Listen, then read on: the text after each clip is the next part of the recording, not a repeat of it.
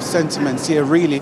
But something that you've just been informed of is that the IEC's National Party Liaison Committee is currently meeting. And of course, this comes in the wake of now this particular threats by the NFP to go to court in a bid to stop the IEC from releasing the results.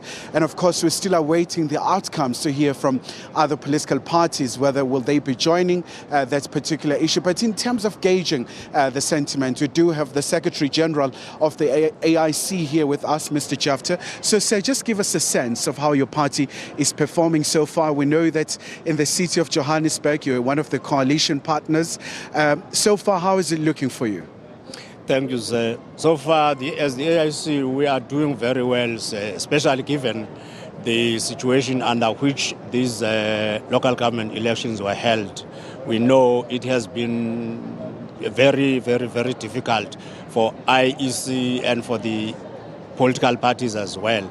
But given, you can see in the board there, the AIC is coming very well, and we are maintaining most of the seats that we had in previous term. And it looks like your kingmaker status again is going to be crucial, especially in the city of Joburg. So how are you reading that? Yes, it's like that, and not only maybe in the city of Joburg, also in other metros, our position will still remain like that. We will be deciding, even though we'll have maybe fewer seats than the other political parties. And are you quite satisfied with your performance? Any areas perhaps where you could have improved? We are very much satisfied, especially because of the conditions that we had these local government elections. We are satisfied that we are in the place we are now, because if you can see in the board there, we are in top 10 nationally. All right, so thank you so much indeed. So let's get another perspective now from the IFP now. It's a party that has done quite tremendously well, especially in the province of KwaZulu-Natal, the northern part. Mr. Hlengwa, thank you so much indeed, sir, for your time. Your party's performance, what do you make of it so far? We know that now 99% of the votes have been counted. Are you still banking on that 1% that is still outstanding? Well, the projection of the party, when we were looking at the results yesterday, we had thought that we would be leading or controlling 20 municipalities. As things stand now, we are on 25, and so we have surpassed that expectation quite well. And there have been quite a number of upsets that we have been able to trigger in these elections. Already Umdoni municipality on the south coast and Umzwabantu are now hung municipalities, and so we're going to be watching that one very closely, what it means for the Ugu district, and so which means that the hard work is actually paying off. You're seeing an increase in the number of councillors as well. We're currently standing at 527, which is an increase from 2016. We're also looking at the fact that we got 13 municipalities in 2016. So now controlling or leading 25 of those is quite good. The next phase, of course, is going to be the coalition cooperation talks, which are going to now roll out the new phase of administration. And of course, the EThekwini results are very, very good. And you look at the fact that Umhlatuze, Richards Bay is also hung just like Durban. So you are seeing the IFP stabilizing quite nicely and setting us on a very firm footing towards 2024. All right, so thank you so much indeed for your time. So obviously a very interesting time for the political parties. Right now, Desiree, we're keenly waiting to hear from the Deputy Secretary General, Jesse Duarte, from the ANC. So thank you so much indeed for your time, Ms. Duarte. So far, I mean, a lot of people are talking about that 50% mark, saying that the ANC nationally, not quite a pleasant picture. This is a local government election, and nothing turns on this thing of a 50% mark.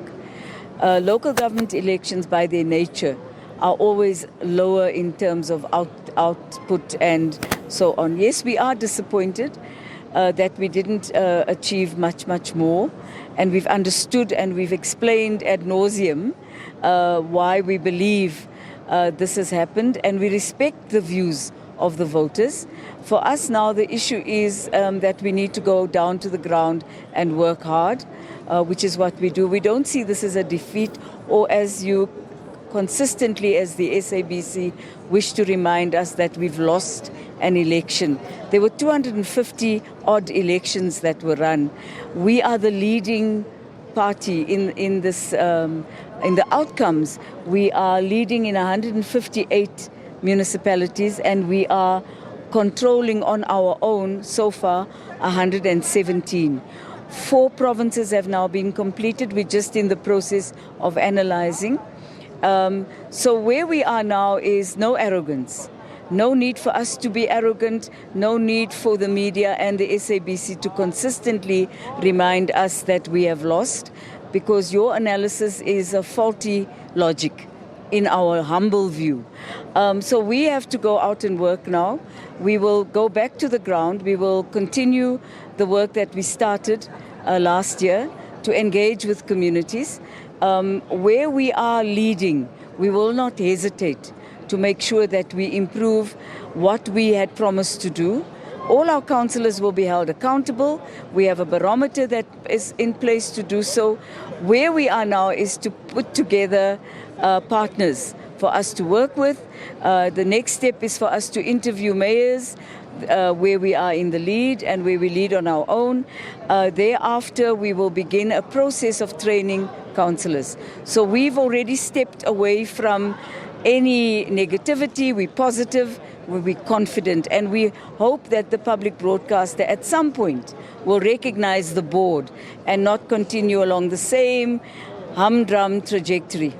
And just once again, Ms. Duarte, the coalition politics, this has been quite a very prominent feature in these elections. From your side as ANC, do you have any particular preconditions? Are you eyeing certain partners where you're willing to have those marriage of convenience, so to speak? We will have we're in the process now of talking to people, as we said yesterday. There are people we will not talk to. 2 parties have indicated they won't talk to us. Which are those parties? The DA announced yesterday that they would not wish to talk to the ANC. We are the opposition. We similarly would find the DA and Action SA a bridge too far to cross. However, having said that, we believe that parties that have the majority in a municipality must be allowed to form the government of that municipality. And we also understand how it works on the ground. When you have to govern, you cannot pretend that you'll be able to govern only with a few. So we're looking at all the smaller parties. We're looking at we're now discussing our NWC extended will meet tomorrow, and a final decision will be given for us to go out and consolidate informal discussions that we've had. And just before I let you go, Ms. Duarte, as ANC, what do you say to South Africans? A lot of people are saying the low voter turnout could be a vote of no confidence to the system. A lot of people are disillusioned about the current state of affairs when it comes to the basic service delivery, among other things. As the ANC, how do we try and navigate that particular space? We've recognized that part of the softening of our vote had to do with and dissatisfaction with basic service delivery by our support base. It doesn't mean that other voters might not have been feel the same. In the Western Cape, people feel very aggrieved. Black South Africans in general feel very aggrieved by the way they are treated by the DA-led government there. But that's not for us to discuss now. We fought an election, we worked hard, we listened to the people. And to be quite honest, I think we expected that there would be a lower turnout and that there would be a lower percentage for us. And for that reason, upon hearing what the people told us, we took a strategic decision that instead of ANC branches only selecting candidates, candidates must be voted for by the community. And we did so. And where candidates have been voted for by the community, we've done very well. There's no doubt about that. Where there's been a little bit of doubt, that's where we have done quite badly. ESCOM played a major role in the softening of people's willingness to go out and vote. Days before the election, you have blackouts. But yes, this is why our commitment to improve service delivery, no matter what, is clear. We're not willing to step back from that. And just what about the metros, Ms. Duarte? Obviously, the economic hub, we see the very ferocious contestation where also the Democratic Alliance is coming. But as ANC, how do you try to regain trust, especially in these metros where a lot of citizens are saying, well, we're not sure about the ANC anymore? I would be interested to know where you get your empirical evidence about the term of a lot. We have done our own homework, and in the metros there are a number of issues. First of all, there is voter apathy in all metros throughout the country. Less people who have all the comforts that life can give you actually vote in metros. It is really people who still believe that there's something they need from government that have come out and voted. And that's a fact. And that's globally the reality, especially in local government. For us, the issue is, no matter what the reason why is that people stayed away, we will go back and work hard to improve the services that we as the ANC at a local government level must improve upon. So I repeat that, and I hope you can hear me, because it seems as if we have heard the people, but you can't hear us, and we're quite concerned about that. All right, Ms. Duarte, thank you so much indeed. So, Desiree, that's the sentiment here on the ground. Obviously, quite a lot of developments in this regard, but also I certainly do have the final results from EThekwini, of course, Metro. So far, we see that the ANC has dipped to 42.02%. So that really just means that they got about 96 seats, and followed, of course, by the Democratic Alliance with about 25.62%. Those, of course, are 58 seats, and followed thirdly by the Economic Freedom Fighters. And, of course, in fact, let's see if we can try to get Ms. Duarte and get a reaction in light of the results that have been announced in the Durban Metro. So, Ms. Duarte, I'm afraid to bother you again. So we see now that the results in the EThekwini Metro have been announced.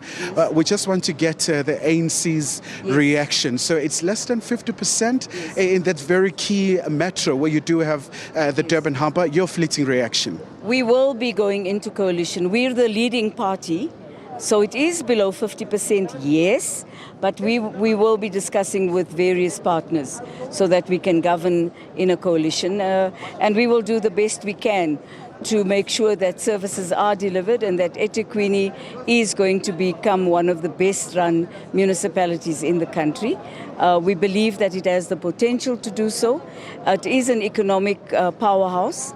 It is also where the ocean's economy will take off from, as well as where the new city build will take off from. So there's a lot of good things to look forward to in the future. And hopefully all of us will be able to be forward-looking and not backward-looking. And there have been problems, we all know that.